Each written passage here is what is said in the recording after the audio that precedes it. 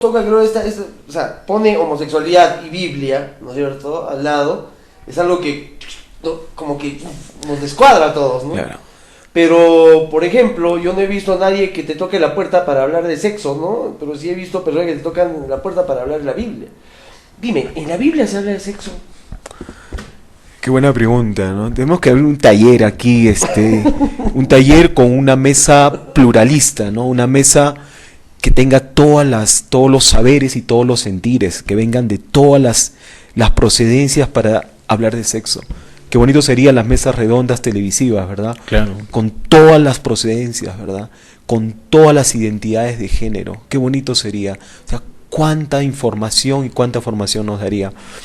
No nos tocan la puerta para evangelizarnos desde una sexualidad sana, Claro. ¿no?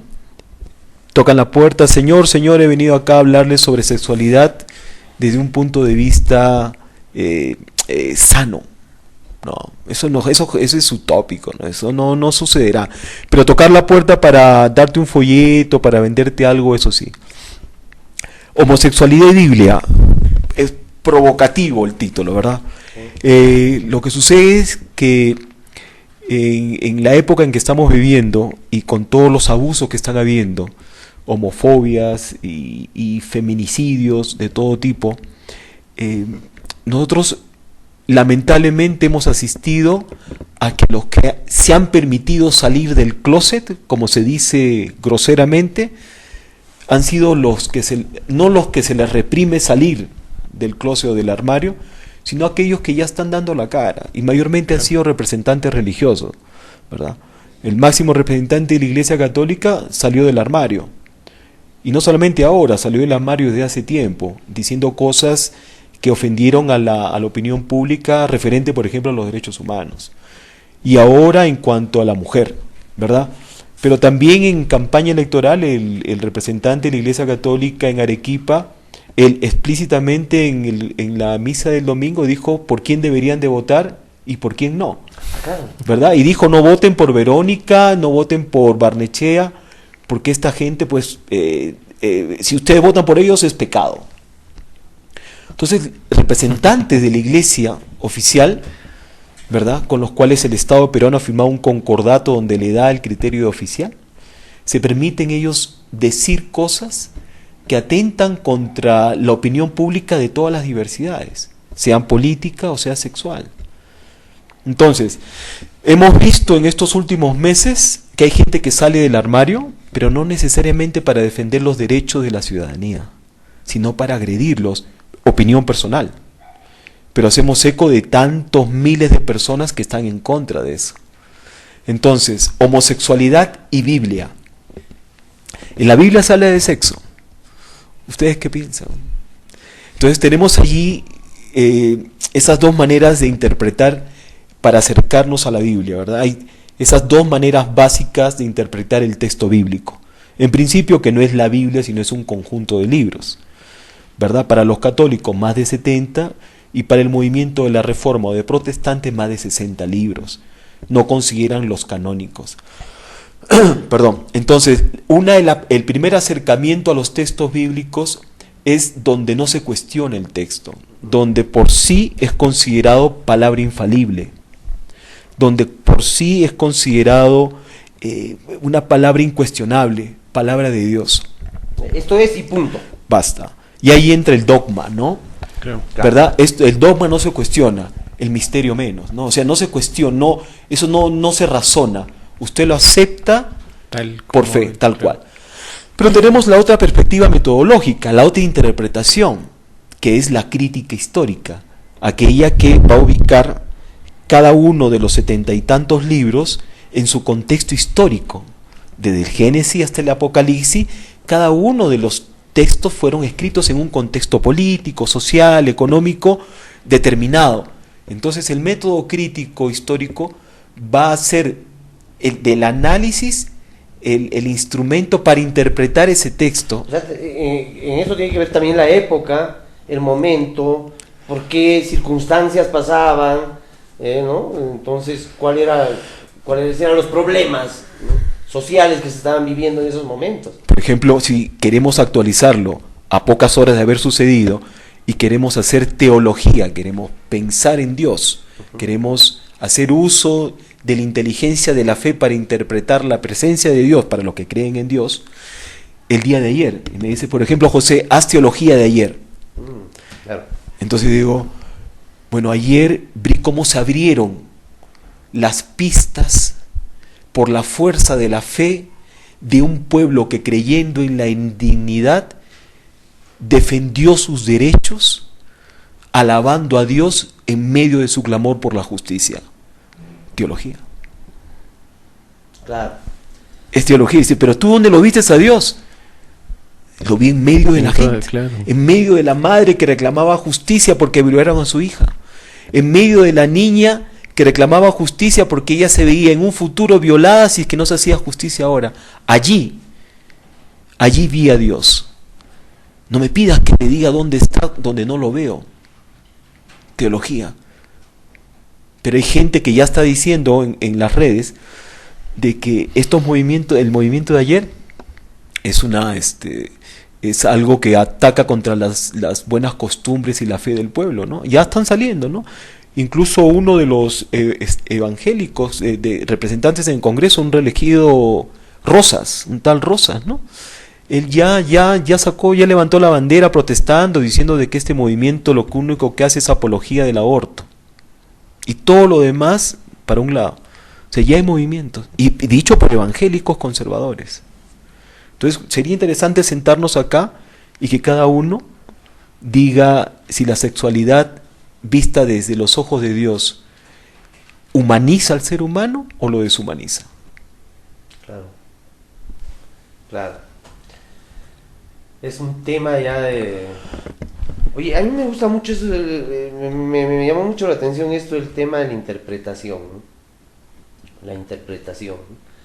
Entonces, ¿en qué momento crees tú que comenzamos a preguntarnos, oye, no, pues, o sea, tampoco vamos a estar así, ¿no? Tampoco vamos a estar siguiendo, ¿no? ¿En qué momento agarras y dices, oye, me tengo que cuestionar, pues? Adán y Eva, Edgar, ¿es cierto o es falso? ¿Es verdadero o es falso? Es falso. Hay personas que dicen que no. Hay personas que dicen... ¿no? Todavía. Y seguirán diciéndolo, ¿verdad? O sea, dice, ¿es verdadero? No es verdadero. La mujer salió de la costilla del varón.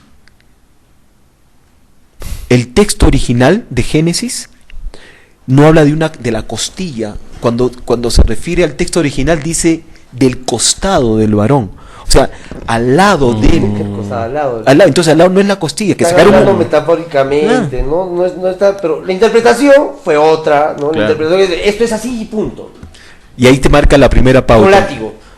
Homosexualidad y Biblia. Desde los orígenes ya ponen el sello. El dogma. La interpretación literal, textual, no histórica, crítica. Y dicen, ¿qué es lo que se dicen allí? De que primero, los dos primeros es heteronormativo, una relación heterohegemónica, hombre y mujer. Primero, y segundo, que aparte de ser heterohegemónica, no hay opción mujer-mujer, hombre-hombre, varón-varón, es jerárquica. O sea que es heteronormativa y es jerárquica.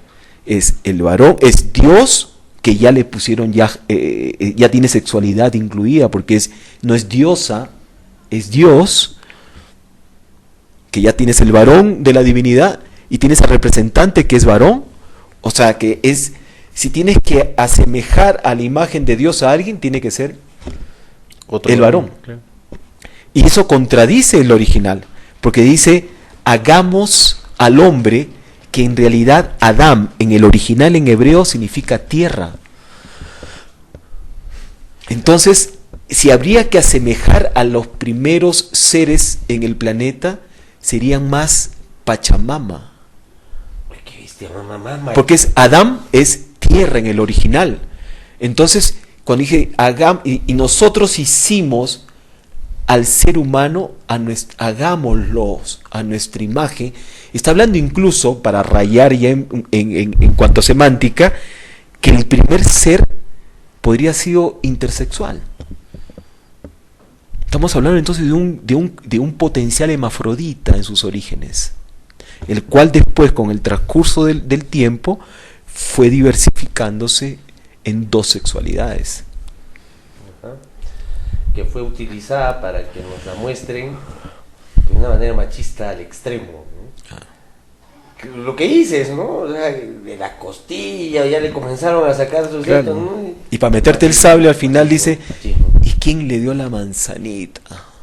Claro, pues, Y ni siquiera manzana peruana, manzana chicle. No, mentira. no, ya, eso ya. No. Eso sí. Ya. No. Nada de patriotismo. Entonces dijeron que la mujer le dio la manzana para tentar y lo asocian con el amauta, que es nuestra serpiente. Cuando la amauta, pues, es la esencia de la sabiduría. Entonces, por allí empiezan. Quería anexar, para no sacarlo, si me permiten, por favor, siempre acá la base de lo que otros escriben, pues, ¿no? De lo que investigan. Les traje, para empezar, sin entrar todavía de lleno a la cuestión de la homosexualidad, es 3 libritos que representan quizás 3 perspectivas del análisis de la homosexualidad y de la diversidad sexual de diferentes posiciones religiosas, las más dentro del área del cristianismo. Evidentemente hay otras religiosidades, pero quizás las más representativas. Por ejemplo, acá tenemos a la teóloga metodista Janet May. Ella es una ex profesora de la Universidad Bíblica Latinoamericana en San José, Costa Rica, ex Seminario Bíblico Latinoamericano, con casi 80 años de existencia en América Latina. Esta profesora trabaja sobre la ética de la corporeidad, ¿no? Incluso trabaja sobre la ética del condón. Y trabaja acá sobre diferentes perspectivas de ver en la corporeidad, la soberanía del cuerpo desde una ética contextual. Es una teóloga metodista, ¿verdad? Y habla de las diversidades, habla de la imagen de Dios, pero de la perspectiva de la diversidad sexual. Entonces, para doña Janet May, Dios tiene rostro de mujer, tiene rostro de hombre, tiene rostro de varón, perdón, tiene rostro de niño, tiene rostro de anciano. Pero damos un salto. Y el profesor Miguel, que acá también nos está trayendo sexualidad y catolicismo, ¿qué viene a hacer? El profesor que representa, pues, a la comunidad académica de la Universidad de Costa Rica, que es la Escuela Ecuménica de Ciencia de la Religión. Este profe nos habla ya desde el punto de vista de la influencia griega en la comprensión de la sexualidad, que somos producto del dualismo espíritu y cuerpo, ¿verdad? De alma y carne. Nos habla sobre esas bases que nos dividieron el cuerpo entre lo bueno y lo malo. Y cómo después, con el pasar de los años, es el mito y después los dualismos, eso se fue convirtiendo en palabra de Dios, donde el cuerpo es mejor, es peor, y el alma y el espíritu es mejor. Claro. Lo que fue filosofía se convirtió en teología, se convirtió en palabra divina. Entonces dices, ¿entonces dónde está Dios ahí? Entonces nos habla de una manera bastante didáctica sobre sexualidad y catolicismo y cómo los documentos de la Iglesia salieron como resultado de aquel dualismo filosófico que ya se dice que debemos dejar. Y aquí ya se raya. Esto ya... Es una cebra con piama. Aquí ya... En el año... Y acá lo vemos, en el 2012... Una cebra cuadrito. Una cebra cuadrito. Y acá tomo aire ya, porque el soroche me afecta ya. Acá, el departamento ecuménico... Pásame mi oxígeno. El Departamento Ecuménico de Investigación en San José, Costa Rica, uno de los más emblemáticos y unido por diferentes razones históricas y académicas con la Universidad Bíblica Latinoamericana, y no es ningún cherry, de donde tuve la posibilidad y el honor de egresar en el área de teología. Ellos tuvieron la gran oportunidad de realizar el primer simposio de teología queer en San José, Costa Rica, y sacó este documento, Teorías Queer y Teologías, estar en el otro lugar. Entonces aquí se habla mucho y se trabaja de la persona, ¿no?, de doña Marcela Altaus Rey, teóloga argentina, que sacó pues en el año 2003, mira cuán atrasado me siento, del 2003, sacó un librito que se llama Teología Indecente. Perversiones teológicas en sexo, género y política. Teología indecente. Teología indecente. ¿Esto qué quiere decir? Que los tres, el simposio, teólogos y teólogas, y aquellos representantes de la Iglesia Católica y Protestante, hablan desde una teología indecente, de una teología torcida, de una teología que se atreve a abrir la Biblia y a decir, en Sodoma y Gomorra no existe la palabra homosexualidad.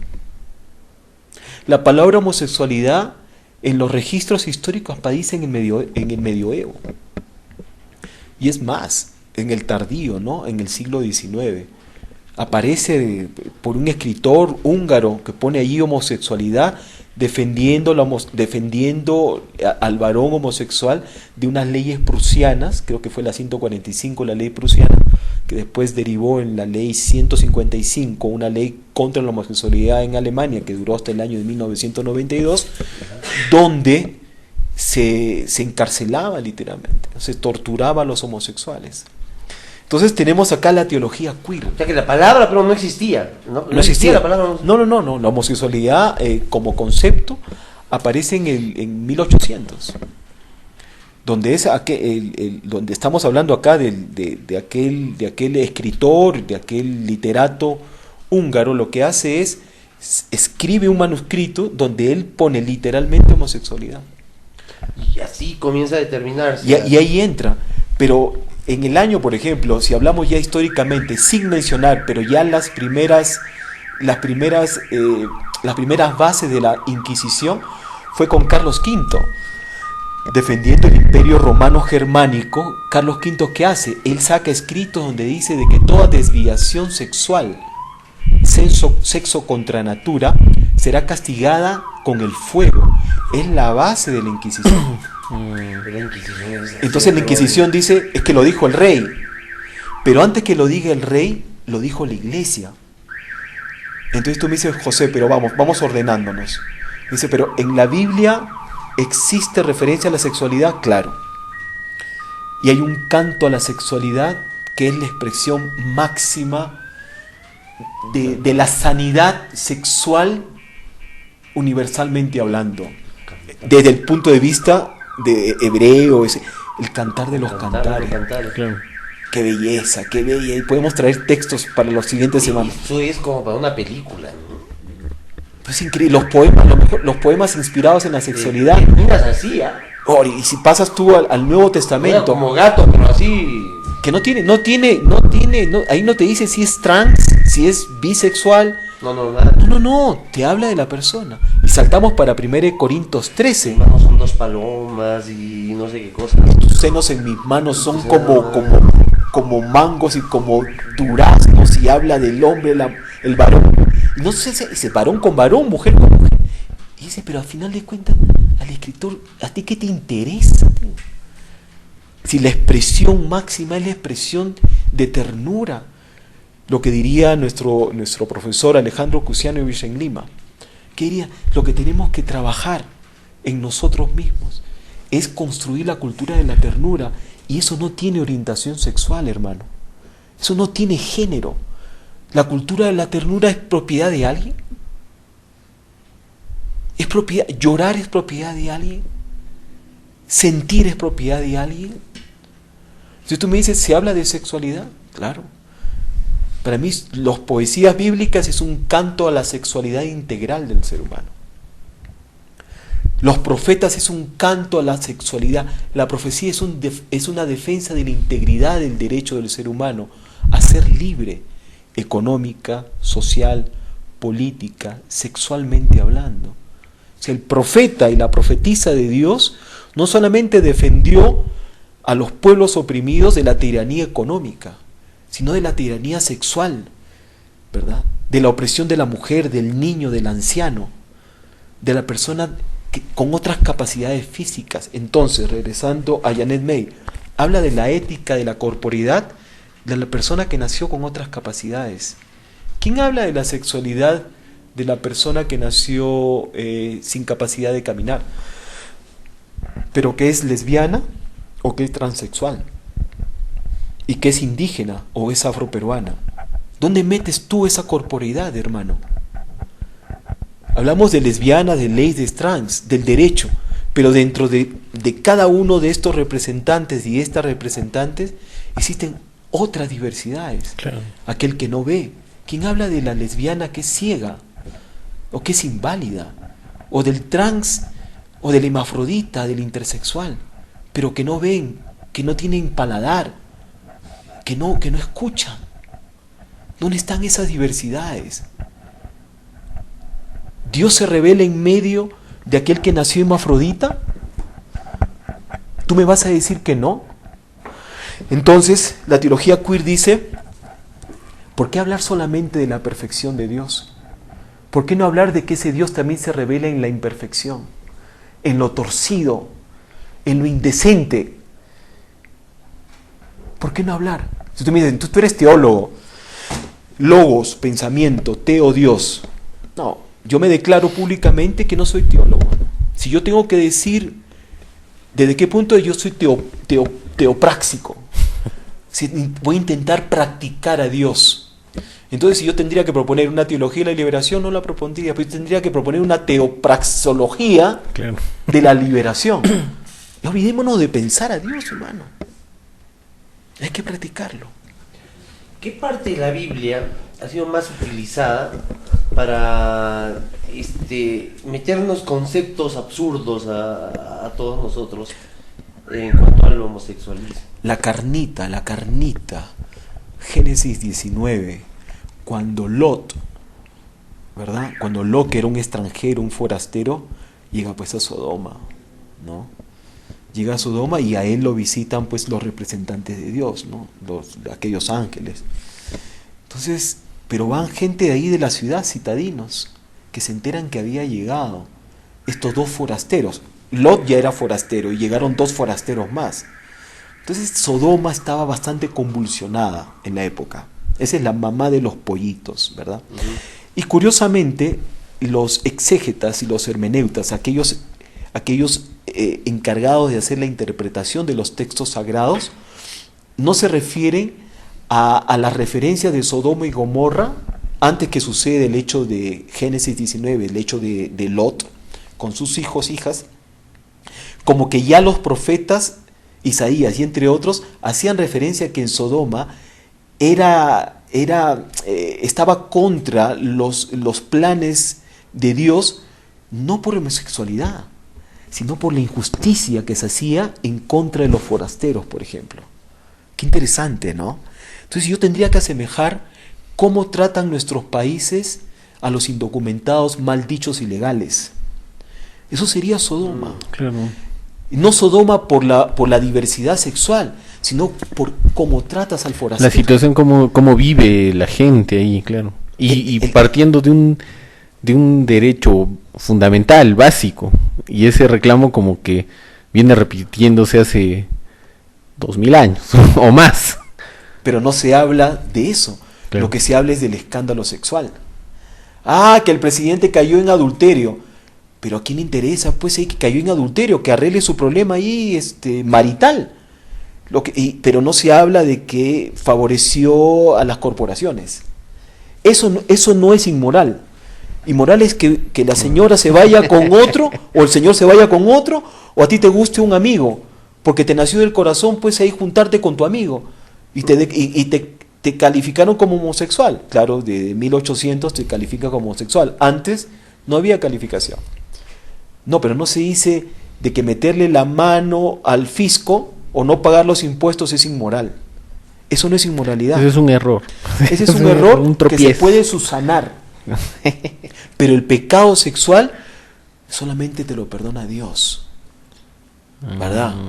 Entonces es interesante cómo el método te va a llevar o a aceptar lo que está escrito literalmente o a interpretarlo de acuerdo al contexto histórico. Entonces el capítulo 19 de Génesis dice de que los citadinos de Sodoma llegan y le tocan la puerta a Lot y le dicen: nos hemos enterado que han venido dos forasteros.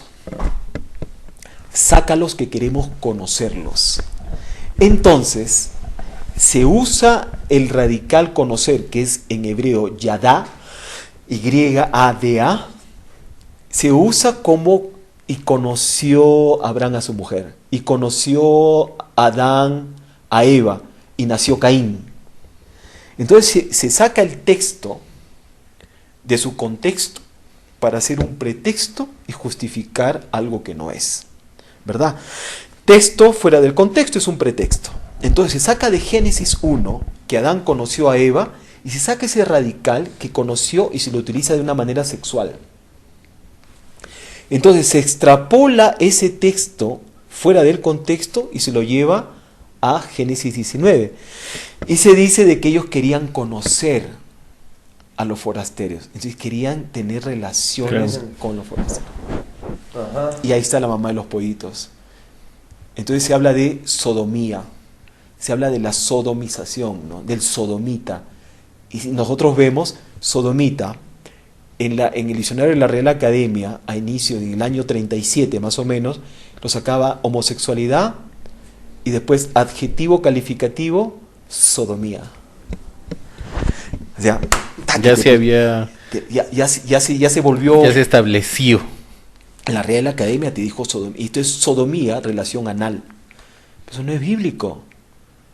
Y cuando los forasteros, cuando dijeron para conocerlos, no se está refiriendo a la cuestión sexual. Reconocer es reconocer. Se estaban queriendo conocerlos. Claro, ver quiénes eran. Ver quiénes eran. Claro. Y él le dice, por favor, no hagan maldad con ellos. Tengo 2 hijas, los cuales no han conocido varón. Y se engancha el texto ingeniosamente para decir, no conocieron varón, no tuvieron sexo con ellos, te las entrego vírgenes y hagan ustedes con ellas lo que quieran, pero a ellos no la toquen. Entonces llevan a Lot, al padre, al nivel de inhumanidad, entregar a las hijas vírgenes para que las violen y no los toquen a los ángeles de Dios. Entonces es una lectura, primero, patriarcal. Segundo, una lectura que no respeta la ética contextual. Machismo absoluto. Totalmente. Machismo absoluto, ¿no? Y tercero, que se justifica el patriarcado hegemónico. ¿Por qué todos estos engaños, ¿no? Estos engaños están basados en el machismo? Todos. Y la base se sustenta allí, ¿no? Lo es quito un patapi.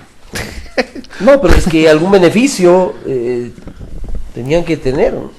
Bueno, no sé, se me ocurre a mí hay algunas sociedades, incluso también acá en Latinoamérica, que eran matriarcales, ¿no?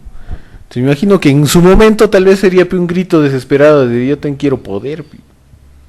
Y de ahí, claro, o sea, ahora, de que tu travesura de escrituras se maneje a otros niveles, porque también en el contexto histórico de Europa en ese entonces, los romanos también adquieren esa fe, por así decirlo, porque ya había otros intereses más allá que la fe. Al final la fe era otro pretexto. Es impresionante, ¿no? Lo que nos dices, ¿no? El tema de las interpretaciones, ¿no? Y hasta ahora, pues, la Biblia está sujeta a todo tipo de interpretaciones, sobreinterpretaciones incluso. O sea, ya han hecho una interpretación, y esa interpretación está siendo interpretada nuevamente, y todas las interpretaciones ya lo están transformando y se va a convertir al final casi en un cómic. ¿Cuán alejado está del texto original? Ahorita, o sea, lo que se profesa ahora. Cuando escuchamos ahora en los medios de comunicación a representantes de la Iglesia Católica y de la Iglesia Evangélica conservadora decir que la homosexualidad es una aberración y se sacan textos bíblicos, Eso es, pues... entonces, ¿pero eso qué sucede? Eso es un método. El método consiste en extraer el texto, como lo hemos dicho, de su contexto histórico y utilizarlo como pretexto para justificar un pensamiento. Entonces decimos, bien claro está allí, si dicen la mujer en Levítico, cuando se habla sobre la cuestión de la impureza de la mujer por la menstruación, a la mujer se la tenía que apartar. El hecho que la mujer tenía su periodo menstrual, eso la hacía un ser impuro, alejado de Dios, y tenían que apartar, nadie podía tocarla. O sea, y eso ha sobrevivido hasta nuestros últimos siglos. O sea, que el hecho de ser, y hasta ahora, o sea, el hecho, ¿por qué? Bueno, vamos a ir rayando un poco. ¿Por qué no se acepta el sacerdocio de la mujer en la Iglesia Católica?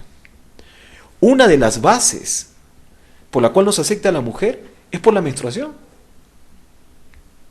Es porque eso radica en el Levítico. Estamos hablando de 800 años atrás. O sea, aquellos libros normativos del pueblo hebreo daban exquisitas especificaciones sobre qué era impuro y qué era puro. Y la mujer llevó pero también el semen. Entonces el hombre cuando eyaculaba también se convertía en una persona impura. Entonces cualquier tipo de emisión de fluidos sexuales hacía impuro al ser humano. Y eso perdura hasta la época de hoy. Claro. ¿Por qué una mujer tiene desventaja en relación a un hombre? Porque tiene 9 meses de embarazo. Y la corporación no te la va a recibir, ¿por qué? Claro, porque ya tienes que pensar en un reemplazo, qué sé yo, entonces dicen, no, mejor no te contrato, mejor contrato un hombre. Y qué interesante, ¿no? Ver cómo el origen, porque una mujer cuando menstrua, ese es como el símbolo de que puede dar vida. Pero de qué manera se transgrede para eliminar hasta esa, por así decirlo, esa bendición, ¿no? O esa ventaja, porque no es, si no simplemente no estaríamos acá, o sea, Claro. y cómo se manipula esa. Y yo quería preguntarte algo, entonces, las personas que tienen una interpretación que supongo que están más cercanas a la realidad, más cercanas a la realidad, a lo que realmente dice en la Biblia, están siendo tildadas como miembros de sectas ocultas, ¿o no? Si hablamos nosotros de teología queer, y queer para las personas pues que no estamos cercanos al concepto, es todo aquello que no tiene una identificación con una identidad de género en particular, ¿no? Entonces la teología queer, por ejemplo, cuestiona la teología feminista y la liberación. No. Y voy a lo que me dice. ¿Por qué? Porque la teología feminista y la liberación habla de igualdad. La teología queer habla de diversidad. Entonces, es que no somos iguales. Claro. Somos diversos. Entonces, la igualdad es un rollo que se ha vendido muy sutilmente. Y yo, siendo progresista, levanto mi bandera exigiendo igualdad, le puedo estar haciendo un juego al status quo. Porque en realidad, si yo reclamo igualdad, es algo que no cuadra. Yo lo que debo de reclamar es diversidad. Respeto a la diversidad. Exacto. No es respeto a la igualdad. No vamos a ser igual. Eso es pues, lógica simple, ¿no? Pero, No claro, vamos a ser iguales. Claro, pero Somos hay. diversos, pero dentro de nuestra diversidad tiene que respetarnos. Claro, pero cómo se comprende en el macro, no en la masa. De hecho, o sea, Es que ya nos han estigmatizado y hay que sacarnos ese estigma también. es que y ahí donde viene ya estamos colonizados con patrones de comportamiento y de pensamiento, entonces ya viene ya las teorías neocolonizadoras, ¿no? Y el pensamiento deconstructivo, tenemos que deconstruir y pasar por los estadios de crisis que implica verme en el aire, ¿no? O sea, decir, ¿y ahora quién soy? ¿Dónde estoy? ¿Hacia dónde voy? Esa transición, ese caos, ese momento caótico, esa crisis de fe, de identidad sexual, etcétera, colocan las preguntas, ¿no? Es una pregunta que te lleve a cuestionar tu zona de confort, tu Dios que tiene un solo sexo y que te digan Dios es queer. Porque si James Cone, el teólogo norteamericano, afroamericano, propuso la teología negra y la liberación y dijo Dios es negro, pero la teología indígena del surandino, que la trabajan muy bien en los hermanos y las hermanas en Bolivia, hablan de que Dios tiene rostro de mujer, pero no solamente de mujer, sino de mujer indígena y de varón indígena. Entonces la teología queer y la gente que está trabajando esta manera torcida de ver a Dios, dice, entonces Dios es queer, entonces Dios es gay, entonces Dios es lesbiana. No solamente mujer, sino lesbiana. Claro. Es diverso. Es diverso.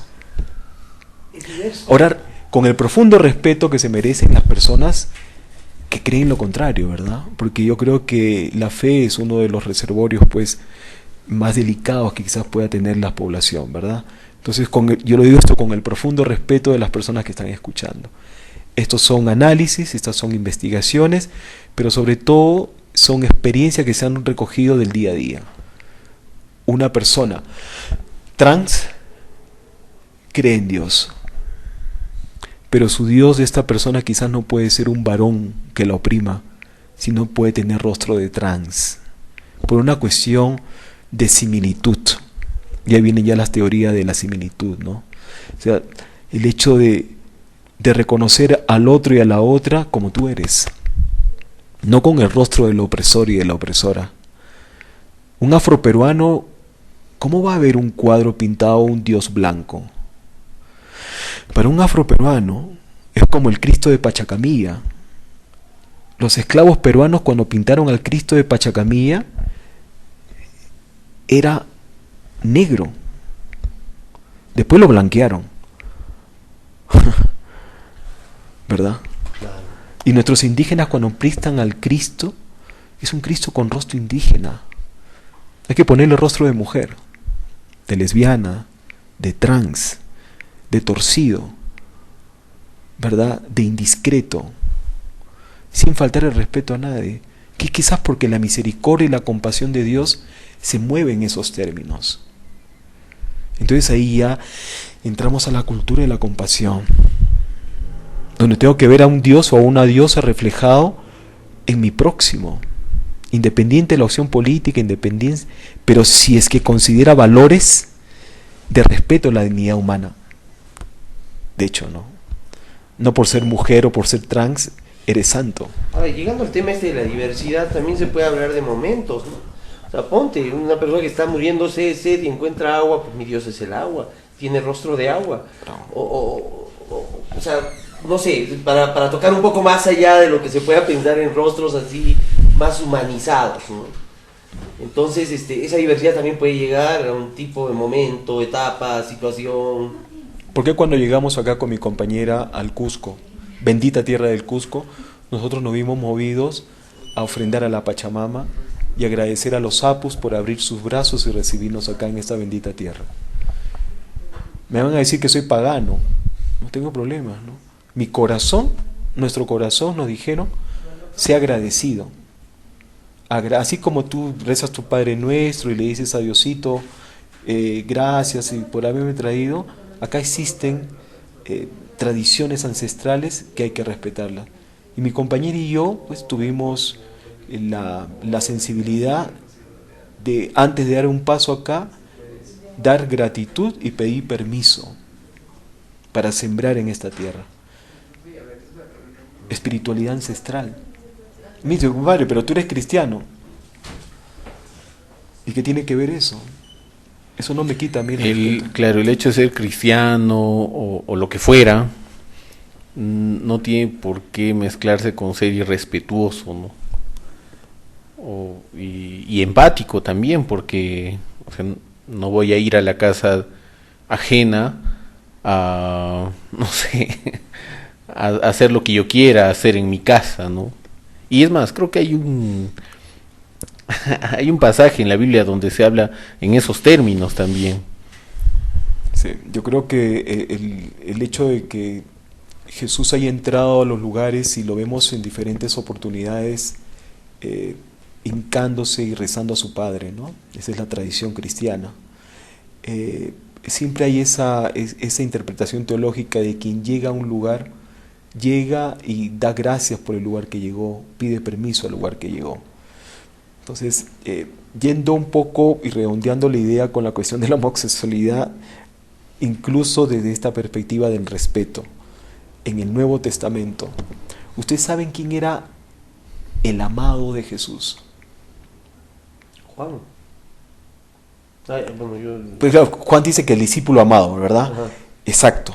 Y hay otro pasaje, tenía más de un amado Jesús, ¿verdad? Y no eran mujer, eran varones. Juan es uno de ellos, el discípulo amado, y el otro es cuando le dice, la persona a quien amas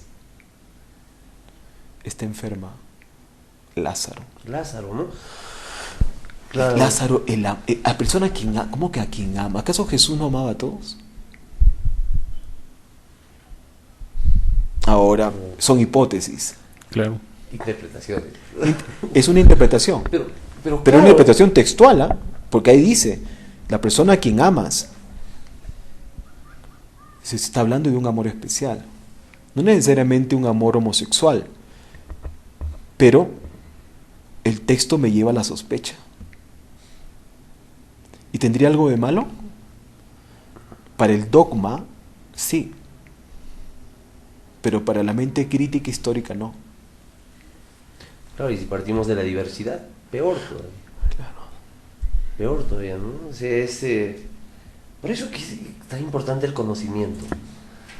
O sea, no es cerrar los ojos y ya. Debería haber debates, ¿no? Debería de haber debates en donde cada uno exponga su perspectiva, porque todos estos problemas que tenemos de homofobia, feminicidios, todo tipo de fobias tienen un basamento religioso. Oye, José, una pregunta así, ya ha entrado así. Olímpico. Todo esto, ¿no? Y dentro de los teólogos se sabe, se conoce estas cosas, ¿no? Definitivamente. Habrán unas broncas terribles también. Claro, hay perspectivas, ¿no? Por ejemplo, lo que sacan ahorita, lo que el sistema y los medios de comunicación promocionan, es la teología conservadora, porque responde a los intereses del sistema imperante, que es patriarcal, que es heteronormativo. Negocio. Entonces, no van a darle cabida a una teología indecente. Entre comillas. Claro, entre comillas, porque es contestataria.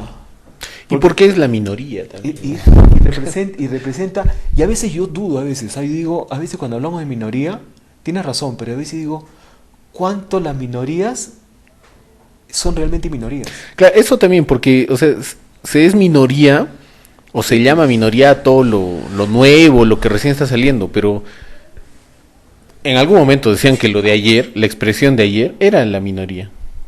Pero creo que el hecho nos ha demostrado de que tan minoría no es, ¿eh? Es un montón de gente, entonces, pero como que se ha creado esa etiqueta, ¿no? Incluso de manera peyorativa. O sea, ya dices, no, claro, son enfoques de la minoría, como para ya desvalorar y decir de que, bueno, son unos cuantos, pero... Y dentro de esas minorías están los teólogos, están los estudiosos y las teólogas, que hay confrontación de perspectivas, claro que las hay. Si ahora imagínate, los más progresistas eran los teólogos de la liberación, y ahora sale la teología queer, que dice que los teólogos de la liberación o la teología de la liberación no era en realidad inclusiva como decía ser, porque no hace referencia a una sexualidad diversa. Claro. Entonces, lo que para nosotros en los 80, en los 70, en los 80 era los plus ultra avanzado en el pensar de Dios, en el pensar la fe, en el pensar las comunidades eclesiales, pasan los años y aparece y surgen corrientes otra visión. Claro. con representaciones de esas minorías que fueron invisibilizadas. Y uno de los cuestionamientos que se hace es, en la teología de la liberación, el pobre no era sexualmente diverso. O sea, tú no podías suponer de que al pobre que se aludía en la teología de la liberación era trans. Los trans aparecieron ayer en Berkeley, en California. No, aparecieron con la historia. Entonces no se alude. O sea, se omiten temas que ahora están en agenda. Claro. Y que desplazan lo que era progresista por nuevas corrientes. Por nuevas corrientes. Que se invisibilizan. Estamos hablando de un simposio del año 2012. Te pases, o sea, 2012. Estamos hablando de un libro de Esto salió cuando salí yo de la Universidad Bíblica Latinoamericana, 2011. Ya está pasado. José, el Papa, ¿a qué corriente teológica más o menos tú crees que porque está poniendo así, ¿no? Está volteando todo el... Pidió perdón. ¿No? El Papa pidió perdón, porque dijo, ¿no? Hemos estado en un engaño, ¿no? En otras palabras, perdón. Pidió perdón. Francisco se está jugando su pellejo, me parece, ¿no? Y está yéndose contra la curia, ¿no? Y eso ya es conocido, ¿no? Entonces, al menos contra la pedofilia, ¿no?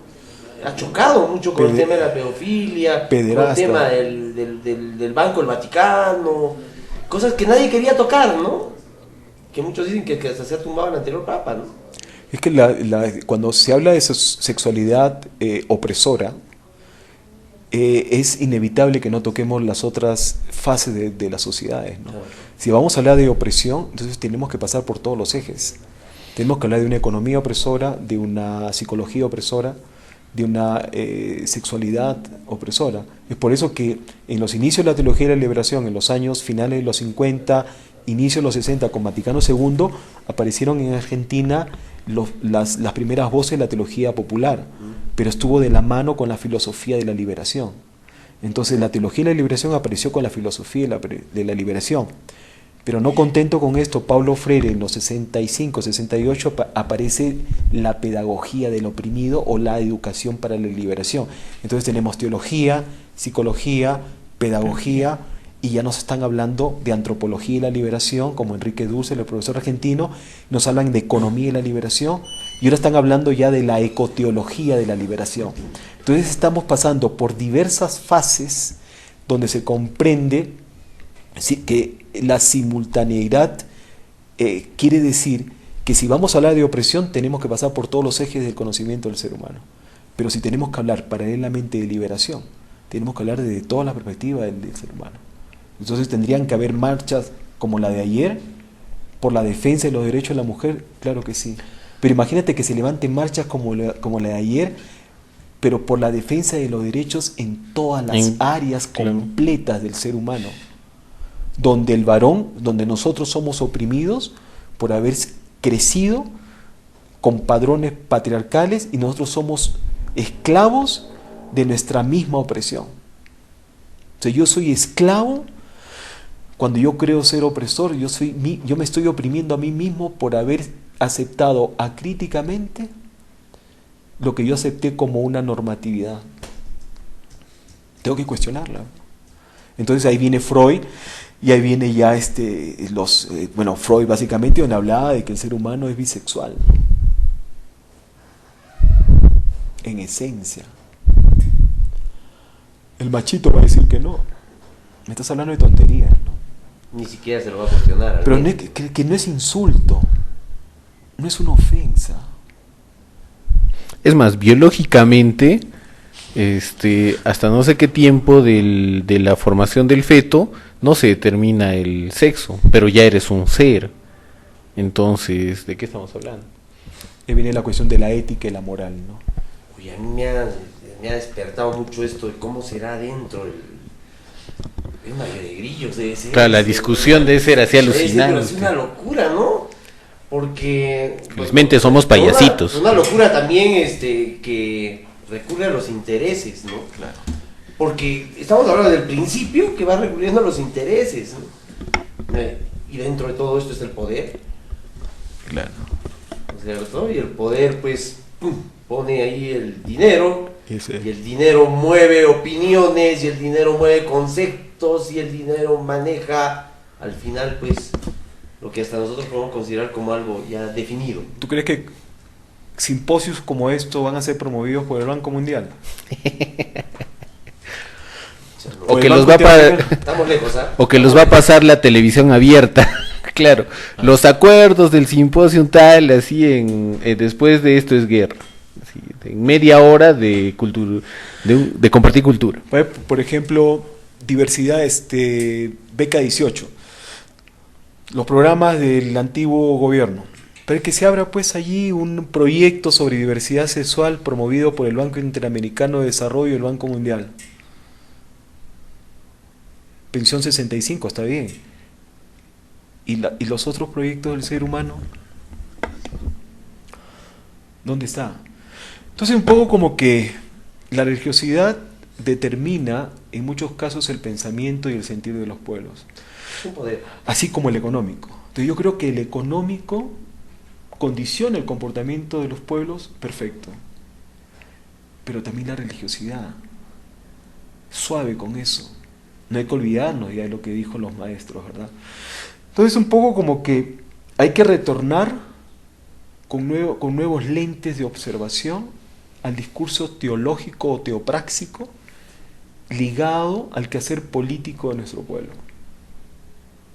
Un cerrar los ojos y analizar profundamente, ¿no? Y sentir realmente qué cosa es, ¿no? Sin tanto esto también, sin tanto análisis ni nada, ¿no? A ver, un poco, a ver. Un poco de autocrítica. ¿Es lo correcto? Claro. ¿O no es lo correcto? ¿O realmente me están metiendo algo y estoy... sí, ¿no? Salir a las calles con las cámaras y preguntarle a la gente, a nuestros hermanos y hermanas de a pie. Claro. ¿Y para ti qué es fe?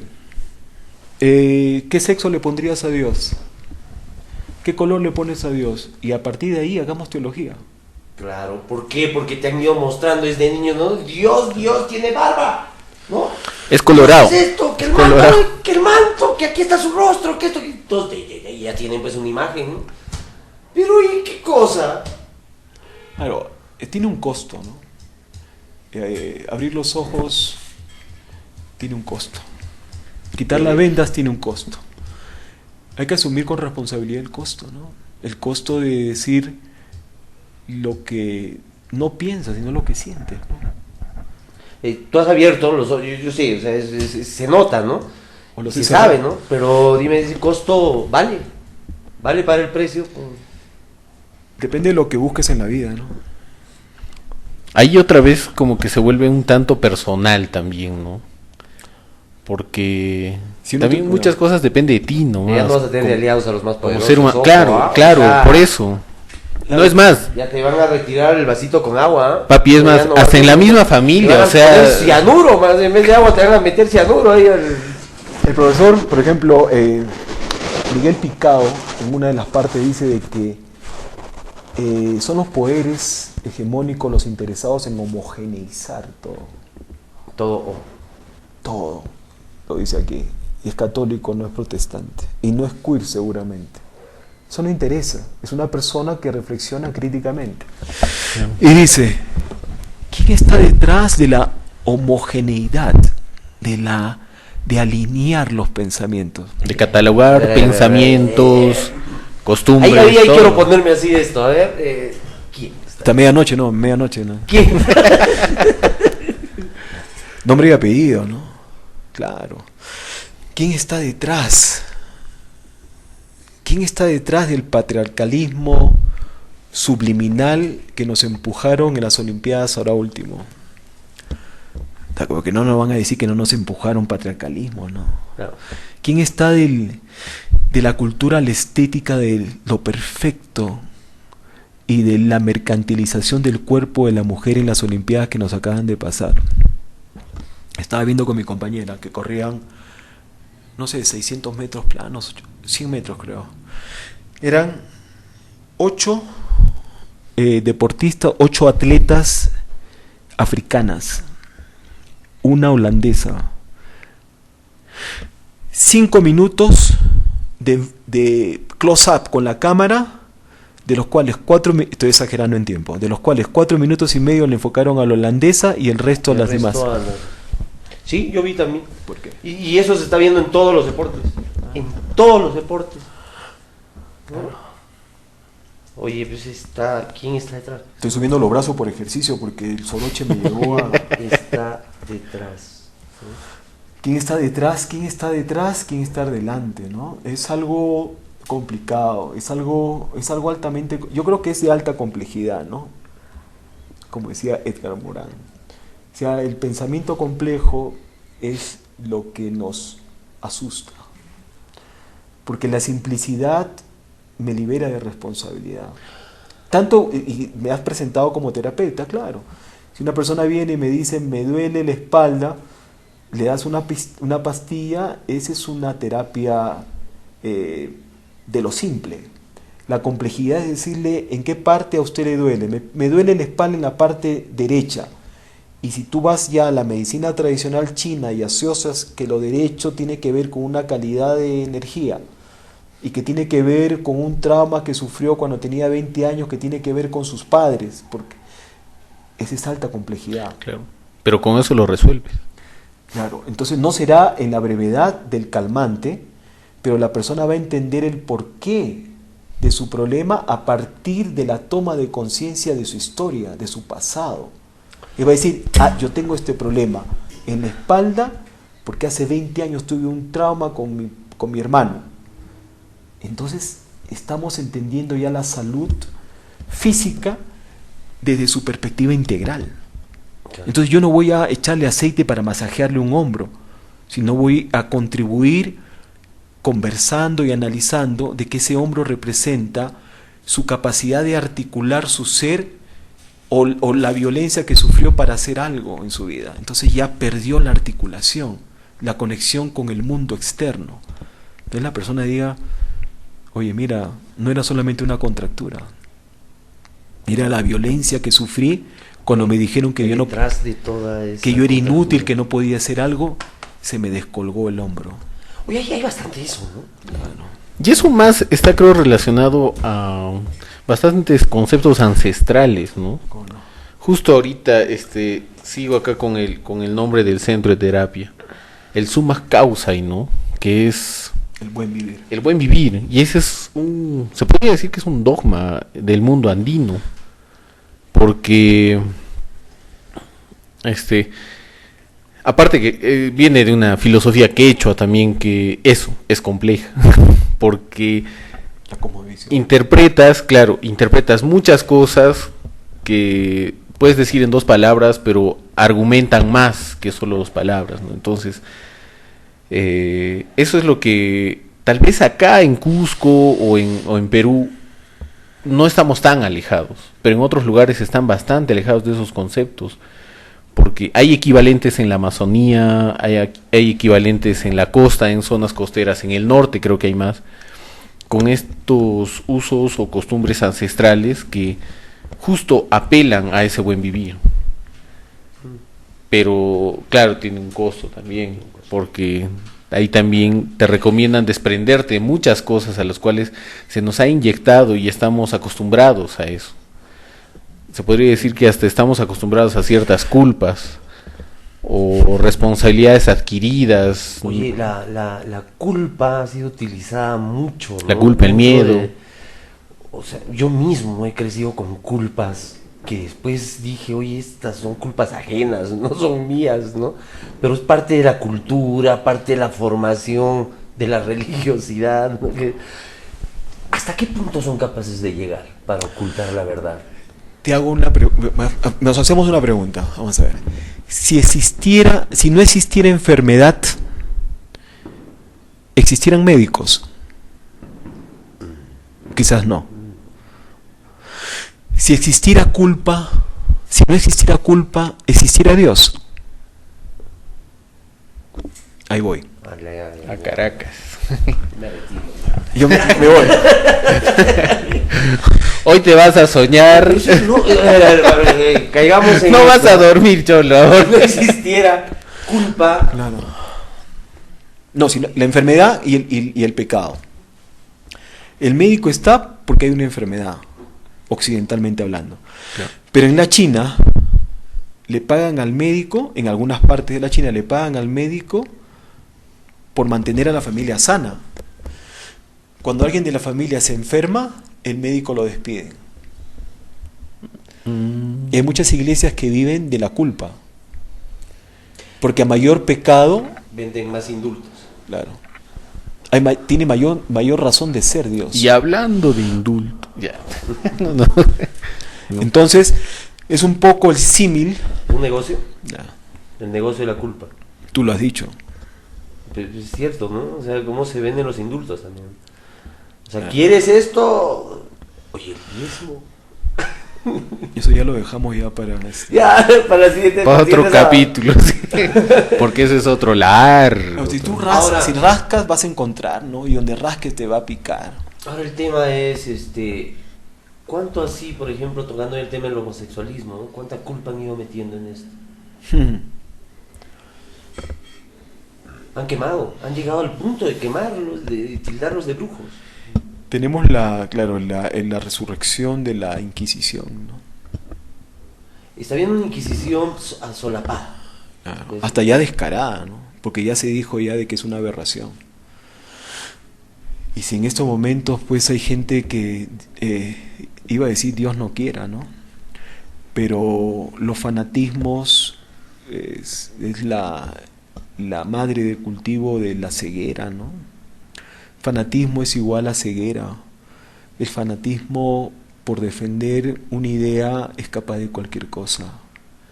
Y eso es terrible, ¿no? O sea, el apelo que hago como no profesional de la fe, sino como una persona que se interesó desde su edad de adolescente por la pastoral de la iglesia y por toda esta sensibilidad de la espiritualidad, es apelar a la cultura de la compasión, apelar a la cultura de la ternura, apelar a la cultura de la misericordia, hermano. O sea, tener compasión de la persona que es del otro y de la otra que tiene desventaja. Yo creo en ese Dios que no bajó y se hizo hombre, sino en ese Dios que ya estuvo revelado allí. Y no hablo de una revelación, yo más hablo de la rebeldía, y eso lo he aprendido yo de Ni Una Menos. La rebeldía, de la alegre rebeldía que dicen las compañeras, ¿verdad? Entonces yo no hablo, si yo haría una teología ahora, tendría que hacer la teología de la rebeldía de Dios, de la rebeldía de la diosa, no de la revelación, sino de su rebeldía. ¿Cómo se está rebelando? ¿Cómo está haciendo rebeldía? Y qué curioso que rebeldía no es un verbo, pero revelación sí es un verbo. Entonces yo lo primero que lo que haría sería convertir rebeldía en verbo. Rebeldar. Rebelémonos contra todas esas. Oye, nos han puesto ya unos cueros encima. Donde no podemos, nos vamos rebeldándonos. Sí, ¿no? Y te rebeldo y tú me rebeldas y nos rebeldamos juntos. Antes, te decía, antes los tildaban de brujos y los quemaban. Ahora los están tildando de homosexuales y les están metiendo un fuego, pero ¿no? Ya no es quemarlos así, ¿no? Es quemarlos socialmente, es quemarlos. Son ejecuciones mucho más drásticas incluso. Más profundas. Los tribunales de la Santa Inquisición se convierten en los medios de comunicación, ¿no? ¿No ves tú allí Por los inquisidores, pues. la cantidad de muchachos y muchachas, de jóvenes de la televisión, que ellos abren su intimidad y luego los mismos medios de comunicación se encargan de quemarlos? Quemarlos. Revelan sus debilidades, sus fragilidades, sus sexualidades, buscando chamba, ¿no? La gente lo que quiere es chambear, tío. Yo a estos jóvenes, yo no los censuro. La gente quiere chambear. Y el sistema te ofrece chamba que no te dignifica. Por lo tanto, desde un lenguaje de fe, no dignifica la imagen de Dios que está en cada uno de nosotros. Cada uno de nosotros. La diversidad, ¿no? Cada uno de nosotros, ¿no? Él, yo, tú, ella. Nosotros, nosotres, como dicen mis compañeras de Ni Una Más, Cusco no, me quedó encantado. Nosotras, nosotros, nosotrex. Nosotrex. Oye, José, vamos a tener mucho más tiempo para hablar. Ya el tiempo nos está dando, es hasta las 8. Gracias por venir. Qué lindo es hablar, qué lindo es hablar con verdades, ¿no? O sea, es otra cosa, ¿no? Incluso hasta da miedo, chulo. Porque te das cuenta de que de verdad hay una verdad tras cualquier cosa que te han venido enseñando, ¿no? Solo por costumbre. Sí, Pero solo por cosas. Ustedes tienen una labor y quiero cerrar todo aquello que nace desde el corazón y va hacia otro corazón. Te tienen que reconocer en tus palabras si hablas con la verdad. Eso solamente es sentir ese pensar, ¿no? Yo a ustedes les agradezco realmente hacer este espacio una posibilidad y saludo a Patricia, nuestra compañera, que por diferentes razones personales no ha podido estar con nosotros. A ella siempre agradeceré haberme traído aquí y no fue un pretexto. Mi razón de ser acá es Ni Una Menos. Y en nombre de Ni Una Menos y en nombre de aquellas personas que solamente lo que desean es amar, por eso estoy aquí. Por eso estoy aquí y por eso seguiré estando aquí. Ni como varón ni como mujer, simplemente como una persona que cree de que es posible amar en libertad. Y ustedes lo están haciendo. Este espacio se convierte en un medio de la voz de los sin voces. Yo creo que somos llamados a ser voz de los que no tienen voz. Si yo utilizo esto a título personal, no tengo nada que hacer aquí. Tal vez aprovechando las palabras de José, podríamos pasar también los videos que nos has traído. Sí, tenemos que ver unos los videos. Ajá.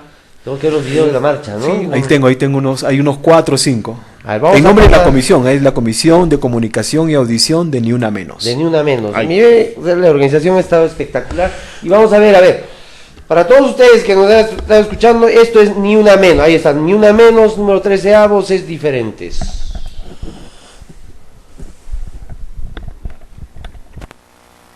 ¿Nos puedes dar audio para acá o...? No tiene audio del video. Solamente los otros. Bueno, las declaraciones de las personas que se suman a lo que dice José, ¿no? Claro, Es la voz. Esta parte es al comenzar, si no me equivoco, la marcha, ¿no? Que es alrededor de las 3:30 de la tarde, más o menos, ¿no? Ahí ya podemos ver la participación de Padre de familia, un padre, ¿no? claro. Que estaba ahí, y ahí lo que hice fue, había un compañero que estaba con el pututo y él estaba abriendo paso, ¿no? Él estaba abriendo paso. Vamos a ver otra. Este es otro ya, ¿no? Sí, sí. No sale. Ella es una representante del Colegio de Psicólogos del Cusco, que también estaba ahí presente, estaba representando al colectivo de psicólogos y psicólogas y dijo de que la perspectiva de la salud mental, qué lástima, y ahí están pues, qué lástima que no sale el audio, Marchando la gente. pero ahí estaban las paredes y las piedras estaban cayéndose, ¿no? Qué lindo, ¿no? Y todas estaban allí al unísono, gritando y clamando por justicia. Pues mira, yo he visto marchas, pero no he visto marchas que estén llenas así de cabo a rabo, ¿no? Pared a pared, todo lleno, completo, ¿no? En la mayoría de los casos en sus marchas, oye, ahí está mi hija. Ahí está Yo creo, Acá yo gritando. creo que me voy a arriesgar a decir algunos nombres de compañeras que se fajaron allí. La compañera Rosemary, la compañera Allison, la compañera Alegría, la compañera Clarisa, la compañera Trilce, el compañero Justo, el compañero Wilson, la compañera Patricia, que estaba de todas las comisiones, de todas la compañera Katy, de todas las coordinadoras, de todas las comisiones, se fajaron, se recontrafajaron, abriendo camino. Y si tú dices, ¿por qué abarcaban? Porque habían personas que estaban diciendo que abarquen la pista, que pasen. Esta compañera, que venía de dónde, mira, de Anta venía, con su cartelito. De Anta. Uy, Y uno pero es ahí impresionante. diciéndole, ¿pero por qué viene usted acá? ¿Por qué? Porque mataron, el señor que salió anteriormente dijo porque mataron a mi hija. Y había una señora que se me acercó en plena plaza con un fajo de documentos. A mi hija la violaron y no hacen justicia. Y yo dentro de mí decía, ¿qué hacemos? O sea, qué poder más grande, ¿no? Le puse voces diferentes porque todas las voces estaban ahí. Acá se aprecia más, ¿no? Está en el Palacio de Justicia, ¿no? En el Palacio de Justicia. el Palacio de Justicia, que nos ha dado una bofetada de injusticia, ¿no? Con el tema del video y con tantos otros, ¿no? Este que ha sido tan conocido, y ojalá que esta voz ahora ¡pum!, llegue ahí adentro. Y ahí están las compañeras, ¿no? Las compañeras gritando y rompiendo todo lo que ellas habían sufrido, ¿no? Simbólicamente, destrozando aquello de que las hace convertir en un estigma, ¿no? Hasta Carito, creo. Estaba Carol, ¿no? Era Carol, ¿no? Y estaban ahí. Carolinita, un saludo para Carito, ahí está. Heroicamente cada una de estas mujeres, ¿no? Representando con pintura roja lo que significa el desangrado de las mujeres, ¿verdad? Y cada una de ellas, después de decir su testimonio, manchaban con sangre el Poder Judicial, ¿no? Que es un Poder Judicial que está manchado de sangre. Sí. Tiene que hacerse justicia. Y ya se ha llegado a extremos que ya... Uf. Ahí están las manifestaciones. También hubieron manifestaciones culturales, ¿verdad? Había. Había gente que tocó música, que estaba tocando, cantando. Habían representaciones de todos los gremios, como dijiste, compañero, de todos los ayllus del Cusco. Y voy a decirlo, ¿no? Me alegró ver a la gente, compañeros y compañeras de Sembrar, del Frente Amplio, al congresista que dijiste, Edgar Ochoa, gritando, sin título personal, ¿no? Estaban ahí agarrando la bandera y gritando. Como vieron también representaciones en Lima, estuvo todos los partidos políticos, excepto, bueno, sí. excepto y lamentablemente, ¿no? Fuerza Popular no estuvo presente, ¿no? Entonces, bueno, las historias nos juzgarán, ¿no? Como dijo el comandante Fidel Castro, ¿no? La historia me absolverá a quien tenga que absolver, y al que no, cada uno con su conciencia. Entonces, este fue el culmen, me parece, ¿no? Y después se pasó a la... Esto fue en la Puerta de Palacio. Sí. La Puerta de Palacio, un poco también para decirle a toda esa gente que tiene en sus manos estas denuncias, decirles, oye, estamos aquí, estamos observando, ni una menos, ¿no? Y ahí están, fue una... Bueno, me retiro en este momento, bueno. Ahí estamos viendo el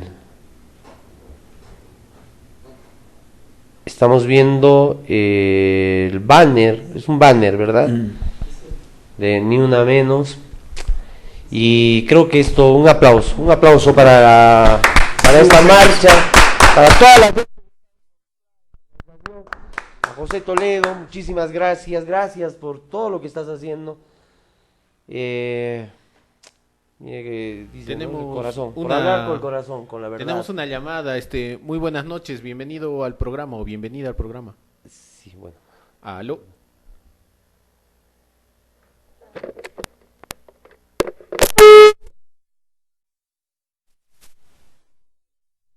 Estamos ahí con la hora. Gracias a todas las personas que están llamando y que quieren comunicarse. La hora se nos ha ido volando. La próxima semana vamos a estar también hablando de temas, de este tipo de temas, ¿no? Temas que creo que van a trascender con el tiempo, estoy seguro que sí. Y no saben, también acá a nuestro costado tenemos a una persona que ha formado parte del equipo Nao Sincronizado, ¿verdad? En los Estados Unidos. De los Estados Unidos, Nao Sincronizado, ahora que estamos ahí con el tema de las Olimpiadas. Le invitaremos, pues, ¿no? Para que, por favor, un aplauso para ella. Ella ha sido parte del equipo de Nado Sincronizado de Estados Unidos y que está ahora en el programa. Y yo no iba a desaprovechar la oportunidad para presentarla también, ¿no? Porque a mí me ha parecido, yo he visto el Nado Sincronizado, es espectacular, hay que tener un nivel de... No sé cómo serán los ensayos, pero... Es bienvenida. Ojalá Cusco te haya recibido con un frío caluroso. Sí, muchas gracias. Sí, oye, ¿qué tal el nado sincronizado? ¿Cómo son los entrenamientos y todo eso? Es un deporte muy difícil y muchas personas no reconocen eso porque lo ven como un pasatiempo o solamente como recreo, pero exige la capacidad de pulmones de alguien que corre maratones, exige músculos de una gimnasta, y aparte se hace todo eso en el agua y debajo del agua. Oye, un dominio absoluto del cuerpo. Absoluto. ¿Cuánto tiempo tiene que entrenar para ser parte del equipo de nado sincronizado de Estados Unidos? ¿Cuánto tiempo tiene que entrenar un atleta? Bueno, yo empecé a los 8 años y antes había nadado y no formé parte del equipo de Olimpiadas, ¿no? Porque es muy élite el nivel y requiere mucha práctica. Pero nosotras practicábamos mínimo 5 horas a la semana. Las que están en el nivel muy élite practican como 5 horas al día. Wow. Y las mejores nadadores en Estados Unidos están en lugares donde hay piscina todo el año, ¿no? California, por ejemplo. Y las que van a ver en las Olimpiadas seguramente practican más o menos entre 5 o 8 horas al día en el agua, pero también fuera del agua, ¿no? Porque hay que hacer entrenamiento de todo tipo, de flexibilidad, de músculos, también practicar las rutinas, ¿no? Porque hay que aprender los movimientos y todo con la música, la coreografía, todo eso. Entonces es muy complejo, hay muchas partes y es mucho más de lo que se ve. No sé, cuando lo vean en televisión, en las Olimpiadas, que escuchan las comentaristas a ver cómo explican cómo es el deporte, porque es algo un poco novedoso, mucha gente no conoce. Mira, yo dejándome ganar por el entusiasmo, ni siquiera he dicho tu nombre. Soy Alexandra. ¿Alexandra qué? Alexandra Toledo. Alexandra Toledo. Y Alexandra Toledo ha sido el equipo de Estados Unidos. ¿Tú has conocido a Phelps? ¿A Michael Phelps? Bueno, yo nadé con alguien que nadó con él, entonces dos niveles, claro. pero... Me conoce a mí. Tranquilo, Eda. Oye, porque Phelps ya lleva, ¿cuántas? 23 medallas, creo, ¿no? 23 Sí, pero a la vez un poco quiero parar la hegemonía de Michael Phelps, ¿no? Porque hay muy buenos nadadores y nadadoras de muchos países y también que tienen otras historias, ¿no? Por ejemplo, en estas Olimpiadas ganó la primera afroamericana en toda la historia. Ganó medallas. Y están diciendo, es la próxima Michael Phelps. No, ella es ella. Ella es ella, claro. Oye, hay una Simón medalla de Manuel, Costa Rica, por si una acaso. boricua también, ¿no? Que ha ganado primera vez, ¿no? Que ha ganado. Y hay historias maravillosas, ¿no? Dentro del deporte. Es interesante lo de la hegemonía, ¿no? Claro. Es interesante lo de se ha hecho una hegemonía patriarcal de algunos representantes del deporte y, como dice Alexandra, la primera afroamericana, y cuando ella le estaban dando la medalla en Estados Unidos estaban pasando la premiación a unas rusas. O sea, en Estados Unidos, en el momento que le estaban dando la medalla a la primera afroamericana en natación, en Estados Unidos No lo estaban televisando. estaban pasando la premiación a mujeres rusas y no lo estaban pasando. Lo pusieron después de una hora, como que seguramente alguien dijo, por si acaso hay que poner eso, es importante en la historia del mundo. Ganó una negra también nadadora. Hay que ponerlo. Prácticamente eso, ¿no? O sea, no te Ala, pasa. yo ni es. En Oye, todos lados se las cuecen cosas habas. que uno. Lo dice Alexandra, que es de los Estados Unidos, ¿no? O sea, Y que ha sido parte del equipo, que ha sido parte del equipo. ¿no? Quisiera. ¿Podría hacer una preguntita? ¿Así, ¿alguna No, crítica? no, pues, sentemos. no. Por favor. ¿Alguna crítica en esa línea ahí a las Olimpiadas como estadounidense, pero también como deportista? Y quizás algún comentario sobre lo que tú conoces aquí del deporte en el Perú. ¿Por qué tantas medallas? Se hicieron la pregunta acá ustedes, y ¿por qué tan pocas medallas nosotros y nosotras? Bueno, la primera cosa para recalcar y un poco conectar la conversación que tuvieron en antes sobre homosexualidad y también las diversidades sexuales es que las Olimpiadas es muy binaria. Hay deportes de varones, hay deportes de mujeres. ¿Y dónde están los trans? ¿Y dónde está la gente que no se identifica como hombre o mujer? No pueden participar o tienen que elegir. No, entonces no hemos superado eso, vivimos en un mundo binario. La otra cosa sobre género y las Olimpiadas es que, bueno, en Estados Unidos está saliendo mucha crítica como están conversando los comentaristas sobre los deportes. Por ejemplo, dicen, ahí está el equipo de hombres y ahí el equipo de chicas. No, eso no es. ¿No? O sea, son mujeres que están compitiendo o son personas que están compitiendo. Y la otra cosa sobre el nivel de deporte en diferentes países, claro, es una inversión, ¿no? Es una inversión y hay que verlo como un desarrollo de la persona íntegra. Y cuáles son nuestras prioridades, ¿no? No es que yo quiero poner deporte como la primera prioridad que debemos tener en el mundo, ¿no? Hay cosas mucho más claves sobre derechos humanos, ¿no? Sobre las cosas básicas que tenemos que tener en esta vida, en este mundo, pero una persona íntegra también reconoce el poder de su cuerpo y no tiene vergüenza de eso, ¿no? Y puede bailar, y los hombres pueden hacer gimnasia, ¿no? Y las mujeres pueden levantar pesos. Entonces, un poco tener el acceso y, bueno, con pecar con usar la idea de igualdad, no, pero el exceso de tener todas las diversidades y poder practicar lo que nos sale, lo que nos nace, porque queremos, no porque la sociedad nos dice una mujer tiene que maquillarse y hacer ese tipo de deporte, o no hacer deporte porque es mujer. No, es que somos personas y tenemos cuerpos y músculos que hay que invertir en eso también. Sí, qué lindo lo que dicen, ¿no? Oye, el tema de la diversidad que hemos tocado, ahora también lo estoy relacionado con el tema esto de las medallas y todo eso. Deberíamos de también diversificar los deportes, ¿no?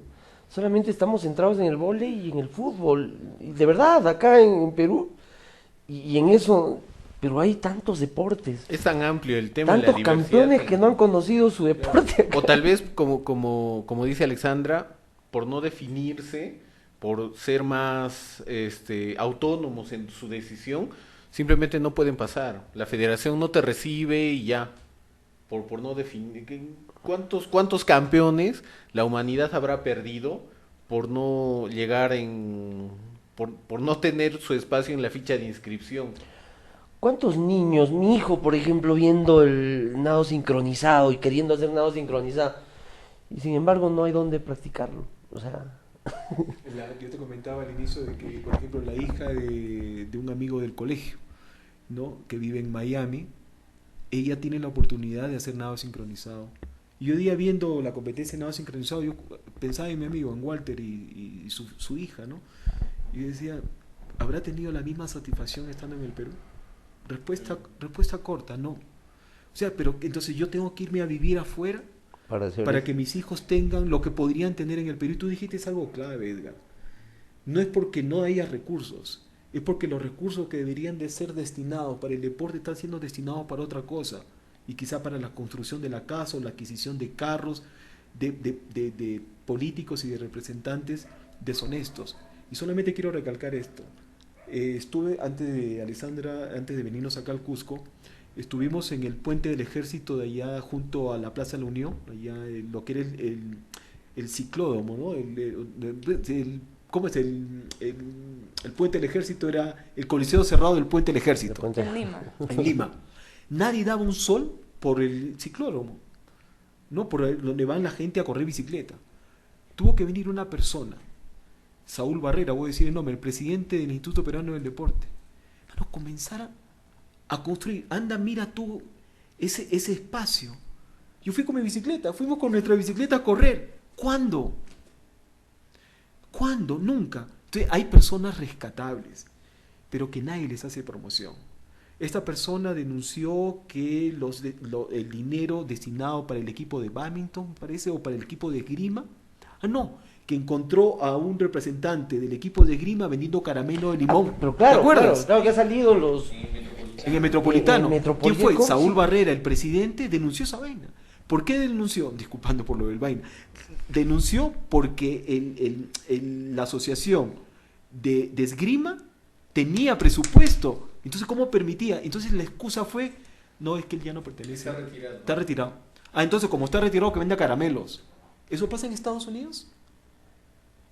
Puede ser. Ha sonado a cuadre, No sé, todos los casos. Látigo. Y No, bueno, no. ¿Cómo se llama? No, el fervor. El fervor, se nota el apasionamiento. Eso pasa en Estados ¿Cómo es que se ve cuando se hace nado sincronizado? Uno cuando está dentro del agua, ¿cómo es que hacen los mismos movimientos? Es espectacular. Yo no sé cómo ven, oye, ¿no? Pero hasta sus pies mueven, ¿no? Se ríe, no, se ríen. No, se Debajo ríen del agua. juntas. Eso es práctica. Pero claro, hay que abrir los ojos, ¿no? Porque nado sincronizado porque es sincronizado, ¿no? Tienes que coincidir con tu compañera, ver, volteando y todo, terminar exactamente, Hay una técnica a precisamente. segundos, por ejemplo, contar segundos. Ah, no, sí, claro, con la música tienes que contar. ¿Cómo cuentas cuántos? ¿Cómo es? 1, 2. Se cuenta típicamente hasta 8. Se va repitiendo dependiendo del ritmo de la música. La otra cosa que voy a desmitificar ahora, hay parlantes debajo del agua para escuchar hay la parlante. música. Sí. Ah, con truquitos tampoco. No, entonces ya. Nos vamos. Yo pensé que no habían desarrollado el oído. Nos has destruido la infancia. Está poniendo en conflicto la relación. Dice que no has mantenido en la oscuridad. Te he engañado todo este tiempo. Dejémonos la máscara. Oye, hablábamos que las universidades, ¿no es cierto? Bueno, allá la gente se identifica más con las universidades que con los colegios, ¿no? Para eso también, pues, las universidades tendrán que contar con casi todo, ¿no? Piscinas, canchas profesionales de fútbol, vóley, qué sé yo, ¿no? Hasta hockey.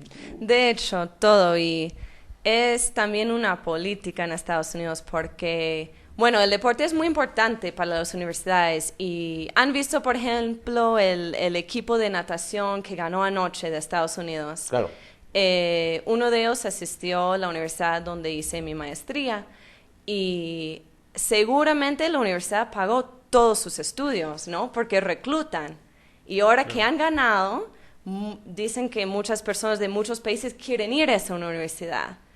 ¿Y por qué? Porque ofrecen, ¿no? Es el Ofrecen prestigio. becas de estudio. Ya yo lo formo porque él va a darle prestigio a la universidad. Claro. Y va a venir más gente y esto va a ser la retribución de la formación que yo he tenido. Claro, y aparte van a ver, si ustedes se ponen a investigar las universidades públicas, los presupuestos son públicos y se puede ver cuánto ganan los oficiales. Muchas veces los entrenadores ganan más que los presidentes y de hecho ganan más que los profesores, mucho más. Por ejemplo, los entrenadores de fútbol americano en las universidades, bueno, no quiero decir cantidades, pueden buscarlo por internet cuánto van a ganar, pero tienen presupuesto mucho más que el presupuesto académico de las universidades. Y eso ha pasado mucho. Pero no ganan más que un congresista de nosotros. De de Perú. Bueno, eso tendrían que investigar. Claro, en analogía, pero en analogía al trabajo que desarrollan. Porque claro, un entrenador de fútbol emocionado. americano se rompe la madre. En cambio, el congresista. Pero bien bueno, gracias. ¿no? Que existe un reconocimiento así, ¿no? Qué maravilla. Oye, Pero lo que pasa es que se pone encima de lo académico. Claro. Eso es lo que ¿para qué existen las universidades? ¿Para deporte o para educación? Ahí ¿no? también hay, Entonces hay una algo que mezcla discutir de... también. pero claro. también, yo supongo que también en lo académico tienen la misma exigencia, ¿o no? ¿En qué sentido? O sea, que en el deporte y en lo deportivo y en lo académico, ¿tienen el mismo interés? ¿Le ponen el mismo interés? ¿O es más en lo deportivo? Más... Yo personalmente no creo. Yo creo que ponen más interés en el deporte muchas veces. Incluso los deportistas de muy alto nivel, muchas veces hay diferente trato para ellos.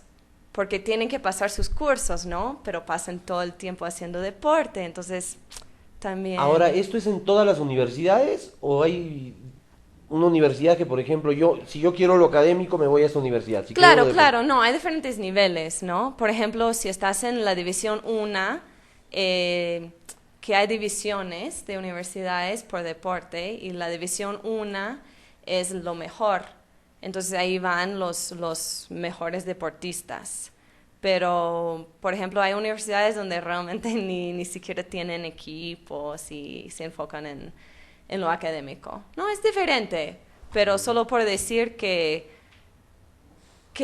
tampoco hay que idealizar a los Estados Unidos, ¿no? Porque pueden tener prioridades, inversiones en deporte, pero no siempre es lo mejor, Claro.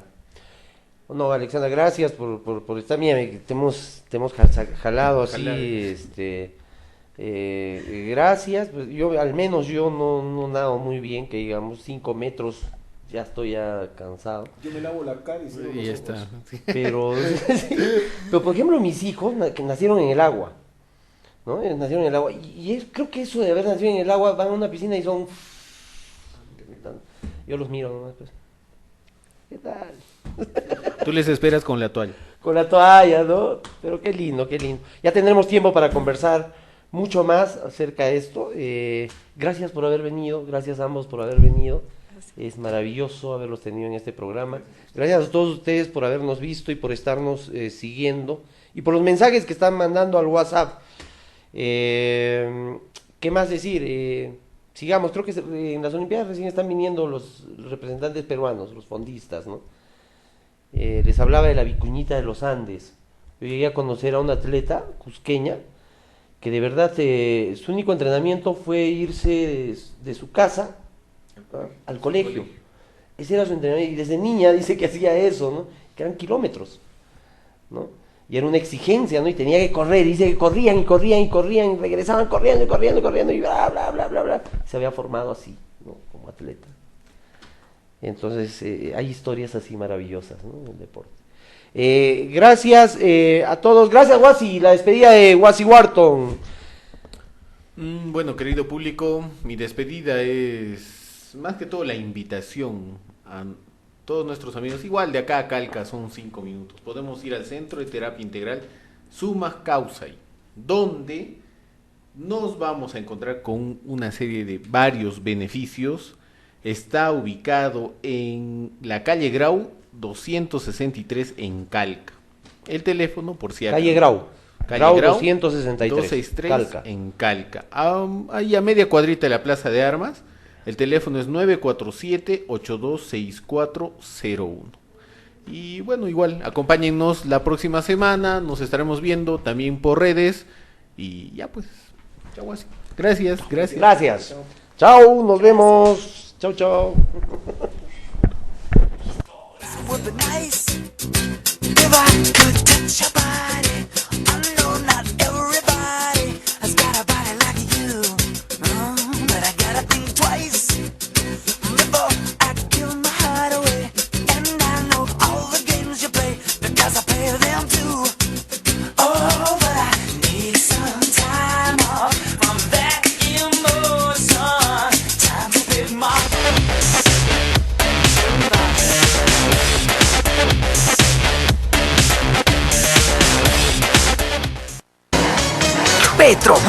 Petromundo, un mundo en combustibles con el mejor servicio en microfiltrados al 100%. Tenemos para el amigo del volante gasolina de 84, 90 y 95 octanos, petróleo diésel, servicio de cambio de aceite, engrase y pulverizado en general con los mejores productos para su vehículo. Ubícanos en Alameda Pachacútec, esquina con Avenida Ejército, teléfono 23 20 51, Avenida Infancia, esquina con Avenida La Paz, teléfono 22 45 51, Huanchac, y en la variante carretera Cusco, Urubamba a Bancay, kilómetro 2,5. Y ahora, Petromundo tiene gas licuado GLP, solamente en Alameda Pachacútec con Avenida Ejército. Petromundo, un mundo en combustibles. La experiencia nacional e internacional enseña que en casos de terremotos o desastres naturales, las comunicaciones se congestionan. Debemos estar preparados. Lo más importante, mantén la calma, evita llamar y menos insistir. Utiliza los mensajes de texto o la internet para comunicarte. Y si estás en la zona de emergencia, marca el 119 y deja un mensaje de voz. Esta es la comunicación luego de una emergencia. Escribe primero y evita llamar. Mayor información en www.mtc.gov.pe o con tu operador de servicios, Ministerio de Transportes y Comunicaciones. Academia Masters, la preparación exclusiva para primera opción para todos los grupos A, B, C y D. Así como ellos, tú también ingresas. Raúl Salomón, Yucracayo. Ingresé primer puesto en cómputo general. Medicina humana. Antaguas afiliado Warner. Ingresé a civil y soy un tigre de la máster. Fernando Villafuerte, soy